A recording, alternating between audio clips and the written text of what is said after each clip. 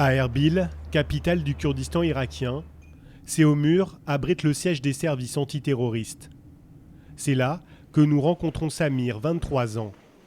Ce jeune homme, arrêté par les forces kurdes, reconnaît avoir été membre de l'État islamique. L'entretien se déroule en présence de policiers. J'ai rejoint l'État islamique en 2014. Je l'ai fait pour des raisons religieuses, par l'intermédiaire d'un de mes amis, Ahmed. Il m'expliquait tout sur le djihad. Il me disait que c'était un devoir religieux, que nous devions combattre les mécréants. Avant, je croyais que tous les non-musulmans devaient être tués. À Hawidja, zone rurale sous contrôle de Daesh, Samir est formé par Falah El-Kourdi, un chef djihadiste tué depuis dans une frappe aérienne. Avec Falah El-Kourdi, j'ai reçu des cours sur les explosifs. Mais honnêtement, ces cours ne duraient qu'une journée.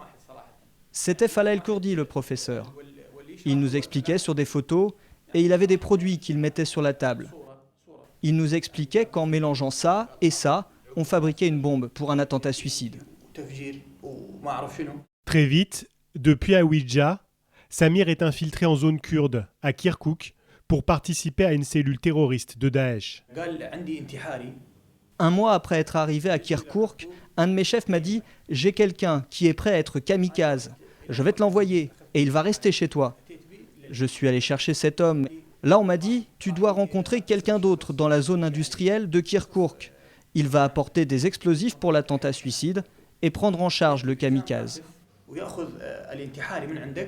Peu après, ce kamikaze s'est fait exploser devant un bâtiment administratif, tuant une vingtaine de personnes.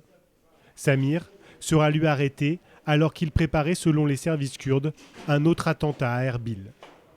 Le jeune homme exprime désormais ses regrets. Impossible de savoir s'ils sont sincères.